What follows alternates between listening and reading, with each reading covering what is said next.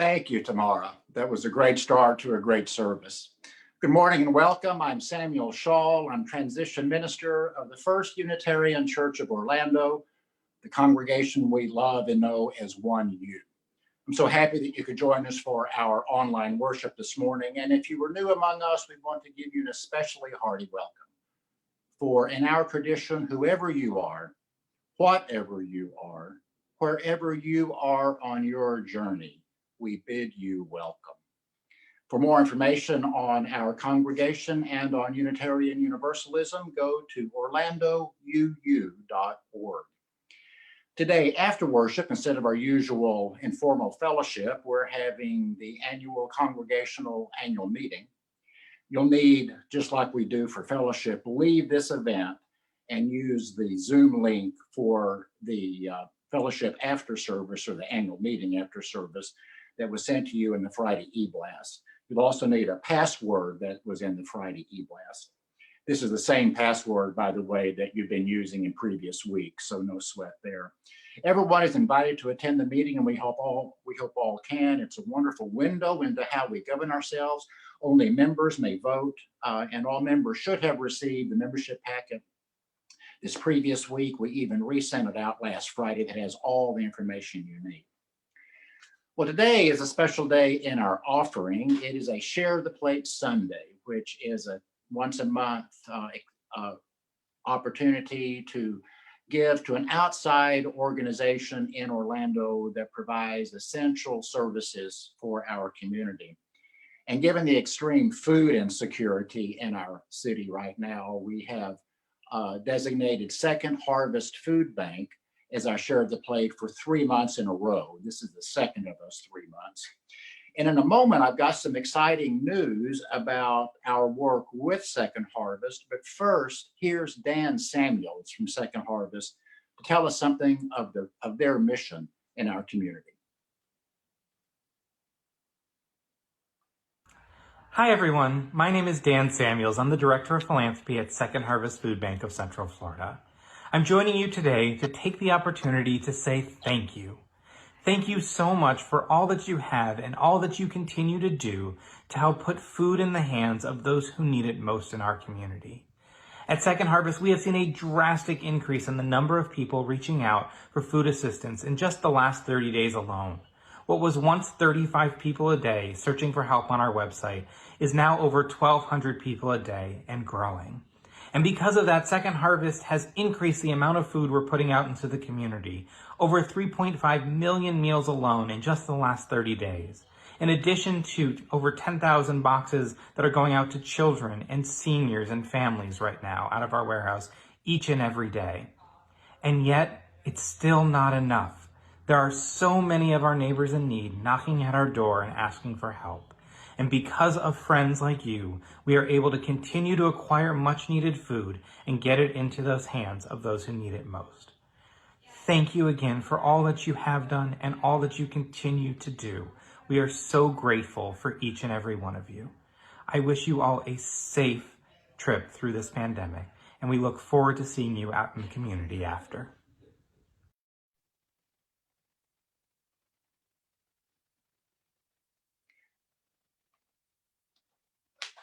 Thank you, Dan. Thank you, Dan. And now the exciting news. Members and friends of One U have been extremely generous over this past month. As a congregation so far, members and friends of this congregation has donated almost $12,000 to Second Harvest over the past month. And we have a final goal of 20,000. We've had to keep increasing the goal the more we make. So to encourage gifts, here we are midway in this special campaign.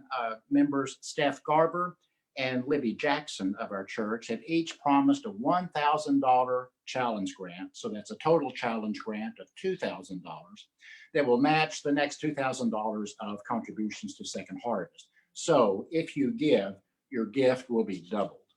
Thank you, Steph and Libby, for modeling such faithful generosity in a time of great need in our community, a generosity that blesses so many people. To give, just follow the link that Gabby has put in the notes or comments section of this service. And of course, we are also mindful of our generosity to fund the ministries of our congregation. And I remind you, as always, to give during these times. You can go to our website, orlandouu.org. Just go to the upper right hand of the screen, click the donate button, and you'll get all the information and the forms you need for that. Or you may send a text in the number that you'll see in the notes or comments of this service, or send a check to the church office. There's a lot going on today. Let's open our minds, open our hearts, and worship together. We begin in song. Aubrey.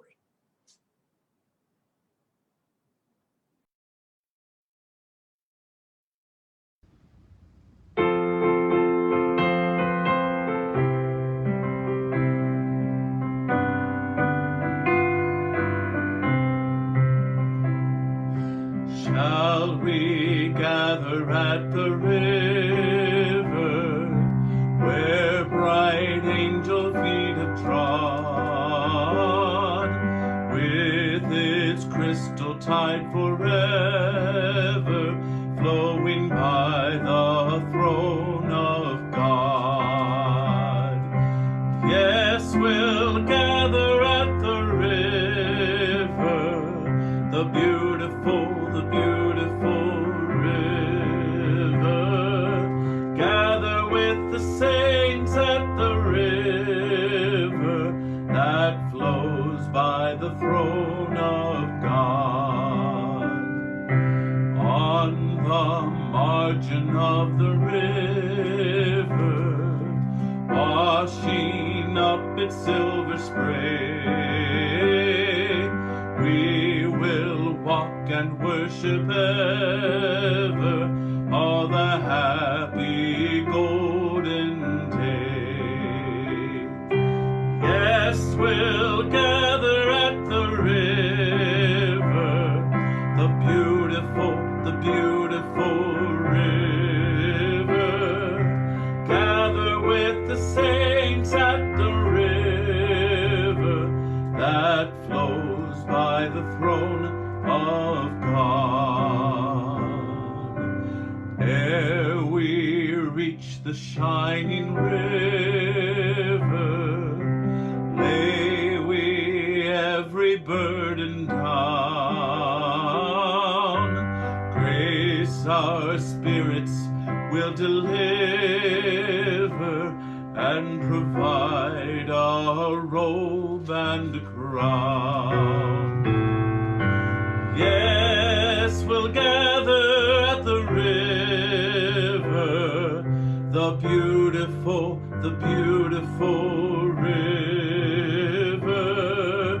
Gather with the saints at the river that flows by the throne of God.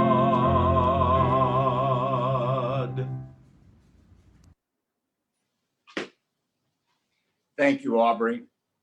We have gathered here now in the river of love, in the river of resilience, in the river of church. In our Unitarian Universalist tradition, we light a chalice to set aside this time as sacred time, apart from the clatter of the world. And so say with me now our familiar words. In the light of truth and in the warmth of love, we gather to seek, to sustain, and to share.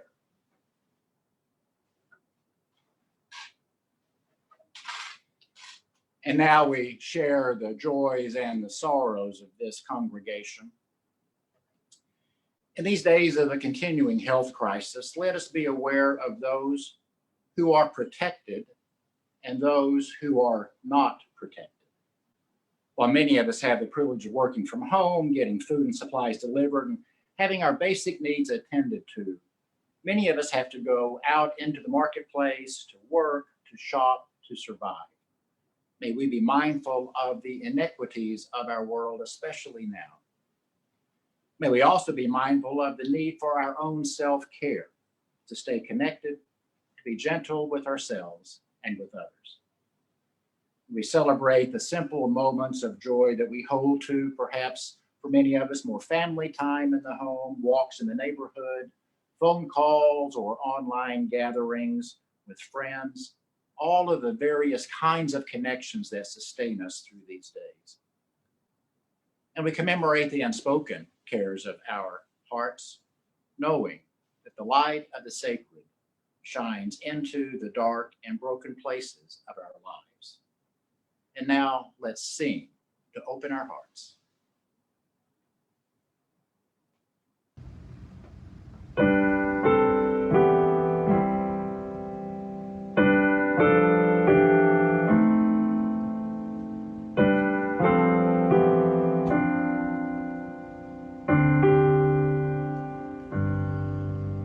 Voice still and small, deep inside all, I hear you call, singing. In storm and rain, sorrow and pain, still will remain singing, calming my fears, quenching my tears, through all the years, singing.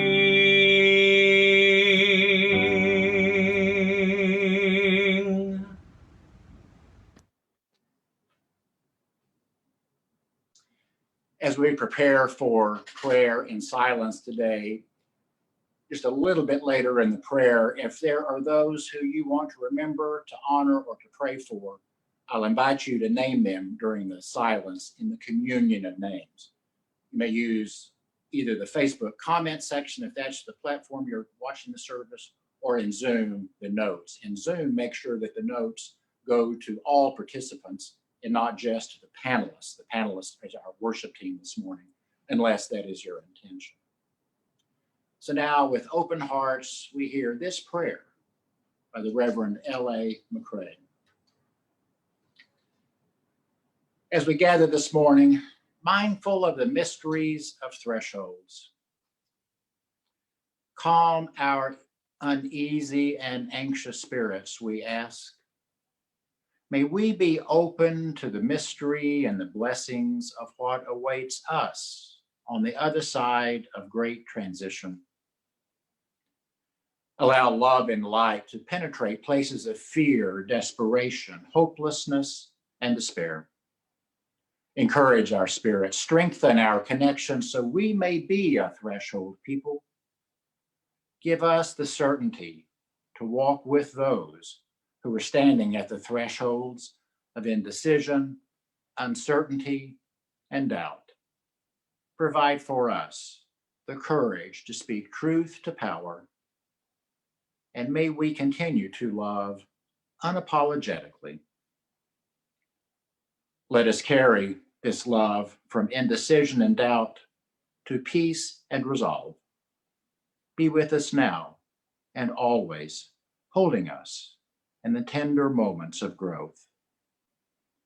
As we enter the silence, we remember all those today who are suffering in any manner of body, mind, spirit, or community.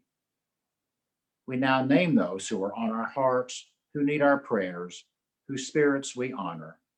We go now to the silence and the communion of names.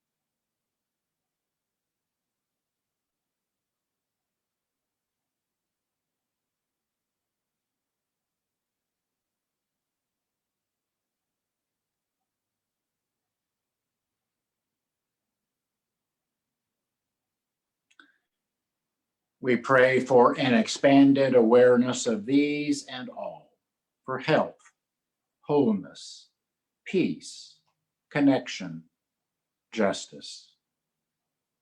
And so it is, and so we pray. Amen. Blessed be. And now we invite the young and the young at heart to be attentive to our story from Sarah. Good morning. Thank you for joining us today. My name is Sarah Gray, and I'm the religious educator here at First Unitarian Church of Orlando. And today I'd like to share a story called Little Tree by Lauren Long.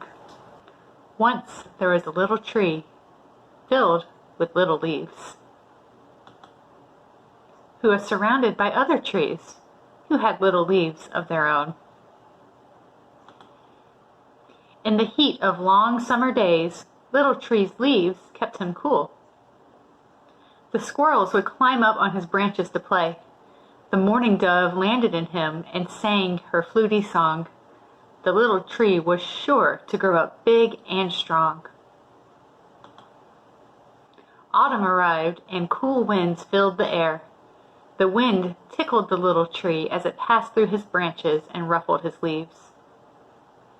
The air grew cold, and the leaves on all of the trees changed color, becoming yellow, red, and orange. Then, one by one, the trees began to drop their leaves. But not Little Tree. He just hugged his leaves tight. "Hello, Little Tree," said a squirrel. "You're supposed to drop your leaves now." But Little Tree was unsure. What would he do without his leaves? Winter came. "What are you doing with the leaves still on you?" asked the doe. Little Tree just hugged his leaves tight. Springtime arrived, and the little forest burst into life again. The other trees grew bright new leaves. The squirrels played in their branches. Little Tree could hear the mourning dove singing her fluty song.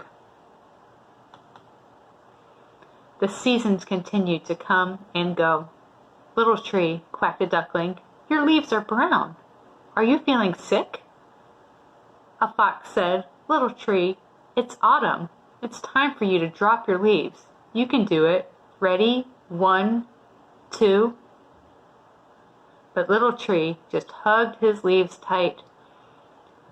All around, the forest grew and grew. One summer, Little Tree could no longer feel the sunlight. The squirrels played high above the broad, tall trees, and the mourning dove sang so far away that he could hardly hear her fluty song. Autumn came again. Leaves began to blanket the ground. Little Tree looked up at the other trees, at their branches reaching high into the sky. He remembered when the trees had all been his size. And then he let go. As his last leaf floated to the ground, for the first time, Little Tree felt the harsh cold of winter. But in time, something happened. Once there was a little tree.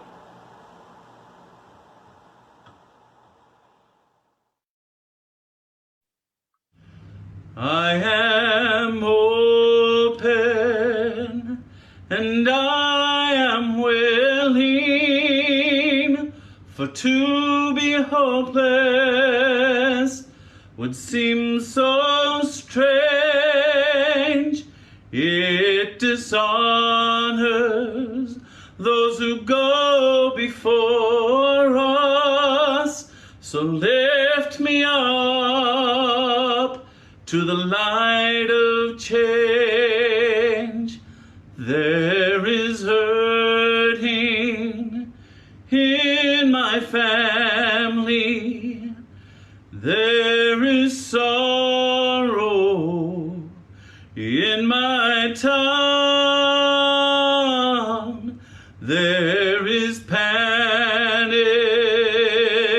in the nation. There is wailing the whole world around. But I am open and I am willing, for to be hopeless would seem so strange. It dishonors those who go before us. So lift me up to the light of change. May the children see more clearly. May the elders be more wise. May the winds of change caress us, even though it burns our eyes. I am open and I am willing, for to be hopeless would seem so strange, for it dishonors those who go before us. So lift me up to the light of change. Give me a mighty yoke to hold all my confusion, and give me a desert to hold my fear. Give me a sunset to hold all my wonder, and give me an ocean to hold my tears. I am open, I am willing, for to be hopeless would feel so strange. It dishonors those who go before us. So lift me up to the light of change.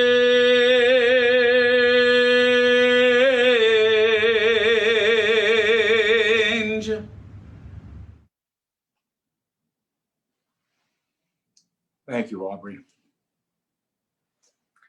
I am open and I am willing.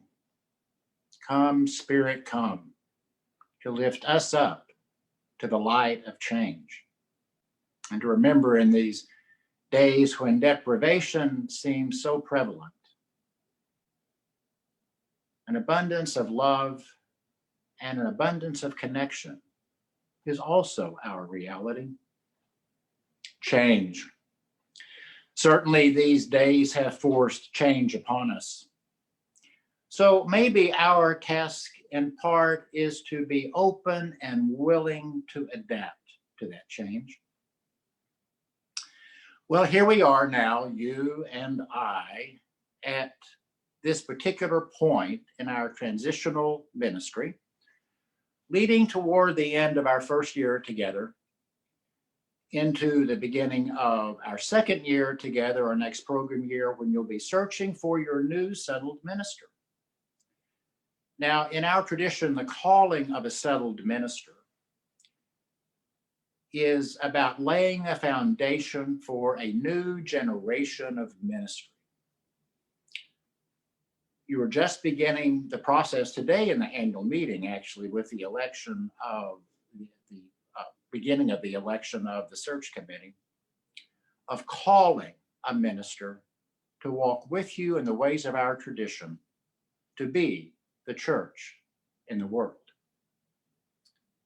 Well, what you just heard is my usual message to my congregations at this point in our journey together, toward the end of our first year. It has some good themes for transition ministry, laying a foundation for a new generation of ministry, pointing you to the longer term ahead, giving you perspective on your many and diverse possibilities, reminding you to be open, flexible, curious about change, stay curious, and to being church in a changing world. But this year, in this ministry, our world is almost unrecognizable from our world of only a few months ago. We are in a threshold that the world has not seen likely in a century, since perhaps 1918, when another global pandemic covered the earth. A threshold is an in-between place, neither here nor there, but becoming. Our worship theme this month in May is, what does it mean to be a people of thresholds? Today we speak of the threshold of this congregation. Next week, on the 60th anniversary of the agreement of the Unitarians and the Universalists to consolidate to become one living tradition, we explore the threshold of all that.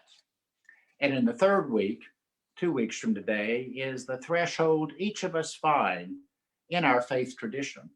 What does it mean to become a Unitarian Universalist? How does that call you to be more of perhaps what you already are? Thresholds. Even in the days before COVID-19, so much of what we do as church was in a threshold milieu, was in an in-between place. That's pretty much the reality of church life. We deal with process and with change. We dedicate babies and children to honor new life. We memorialize the dead and honor the passage between life and death. We care for each other across the thresholds of illness, accident, and bad fortune. We witness in the world to more just, more loving, and more inclusive ways of being community. Each week in joys and sorrows, we have evidence of these in-between places of our lives, today as always. And now, in response to the COVID-19 reality, our ministries are on a threshold and changing rapidly and are in flux given the environment. Almost overnight, back in March, we moved from in-person gatherings to online greetings. Overnight, some means of communication vanished. Remember the paper order of service and the paper news insert to the order of service? Other means of communication became more important: our website, our emails, our digital platforms. We've been busy trying to evolve those to reach more people and to be an even better quality. Last year at annual meeting, you went to a physical meeting with other people in person and filled out a paper ballot to vote on. This year, you're voting from your homes via online ballots. And a few weeks ago, we even had our new members sign the membership book virtually, not there physically, of course, in an online meeting with me writing in their names in the book, leaving space where they can later sign when physical contact is again possible. So we have shifted almost overnight from being an analog church to being a digital church. And we've got to continue doing so. Even when things return back to some semblance of normal and we begin, likely slowly at first with restrictions on perhaps distance and masks and whatnot, when we begin to gather in person, whenever that is, we must maintain our digital and online ministries because we are now reaching out to more people. Some of you watching the service today have never stepped foot on our property. Some of you watching this service today are members of this congregation and have, but circumstances don't allow you to come to worship on Sunday, but now you can. And perhaps you're watching this on on-demand video through the week at a time that works for you. This is the reality of our new age, even when this virus has largely passed. So we continue to move more nimbly into digital ministry. Perhaps like Little Tree, we are faced with letting go of the familiar. Like Little Tree, we will grow, and growing means letting go and trusting the seasons to bring us to fullness.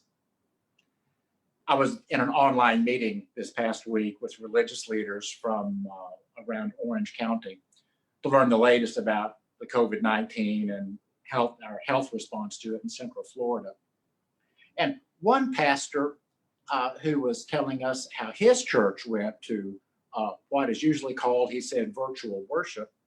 He said in his church, he has stopped using the word virtual because the meaning of virtual in some senses is not real or almost real or not quite complete. It was virtually this or it's virtually that, but not really. And there's a sense among us perhaps that this virtual communication, this virtual worship that we're doing right now is nice, but it's not the same as it used to be. And it's not the same as it used to be, but it continues to be real worship. And he said in his church, he was using the term online worship instead of virtual, and online gatherings instead of virtual. I agree with him, and I think we need to evolve our nomenclature to give credit for the fact that, no, this isn't perfect, but it's real. We are connecting in spirit and in love across the miles, sometimes across the states, to be church together. What the future holds for the church is emerging. It can't yet clearly be seen. And Max, if you'll put up the picture, please. Those of you who are members or have been to this church recognize this point of view. It's a picture taken from the entry or the foyer to Gore Hall, looking out across one end of the patio to one corner of the sanctuary. It's familiar. You walk by this all the time and have never really noticed it. And it has always struck me interesting that the designers of this window, and this building was designed and constructed in the early 1960s, and is a nice, actually kind of nice example of mid-century modern architecture. You'll notice that this window has both clear panes and frosted panes. So at the bottom, you see a clear picture of what is across the patio, the lower part of that portion of the sanctuary. And in the upper portion, you see a vague outline of the thrust of the corner tower. Now, if you are here and you walk out on the patio, of course, you see the exact outline of it. But if you were stuck in the foyer to Gore Hall, if that's the only vision you had of the sanctuary, you would not know completely what the sanctuary looked like. And I suggest this to you as an example of the future. We know something about what the future will look like, given on our historical experience. It's not a complete unknown. You know, in this case, what the bottom of the building looks like, but you don't know exactly what the top of it looks like any more than we know exactly what's going to happen in the future. If truth be told, each moment of our lives, regardless of pandemics or not, is spent in this place, being able to only dimly perceive the future from our limited vantage, and yet being called forth into that future across the threshold, a future that is in the tell, yet unknown. Thank you, Max, for the picture. So today, as always, we are on the threshold, arriving from something, leading to something. And there is no guarantee on what is on the other side of this transom. But we must pass through. If we are to be truly alive, we have to make this journey as a congregation through the challenges and demands of the pandemic to continue to be the church in the world. Scholar John Schaal reminds us, the future is not some place we are going, but one we are creating. The paths are not to be found, but made. And the activity of making them changes both the maker and the destination.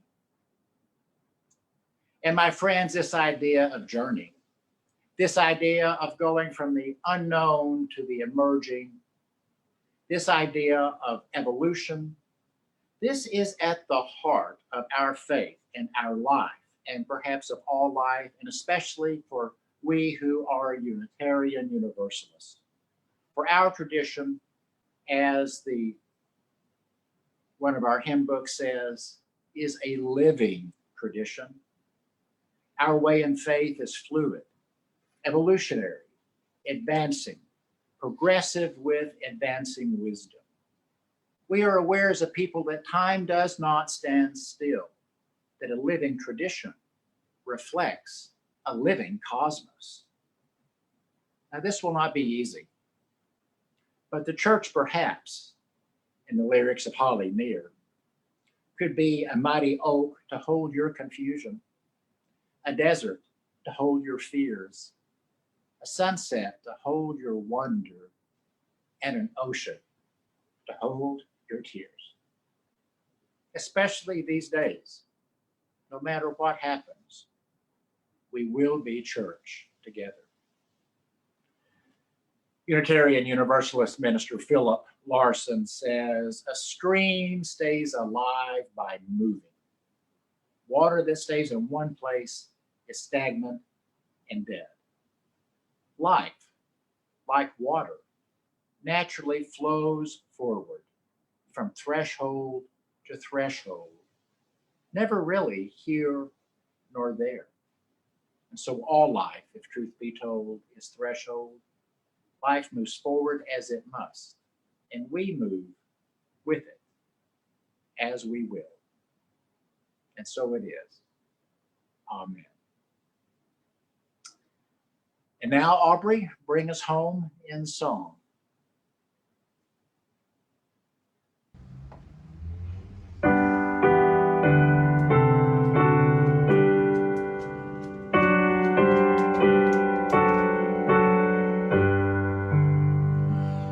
Where is our holy church, where race and class unite as equal persons in the search for beauty, truth, and right? Where is our holy writ, where a human heart a sacred torch of truth has lit by inspiration taught? Where is our Holy One? A mighty host respond. The people rise in every land to break the captive's bond.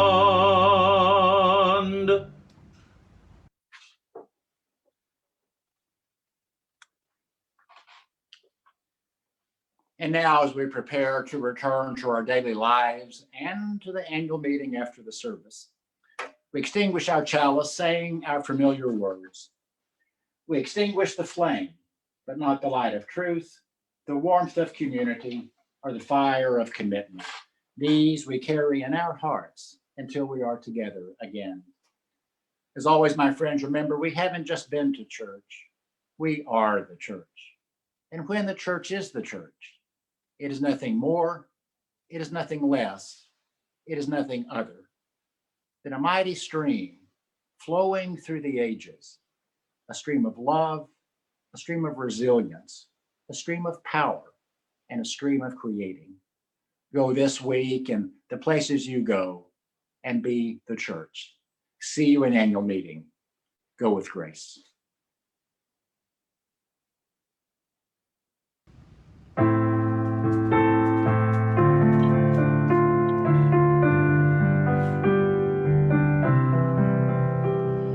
Spirit of life, come unto me.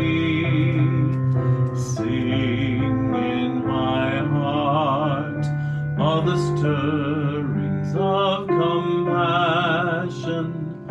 Blow in the wind, rise in the sea, move in the hand, giving life the shape of justice.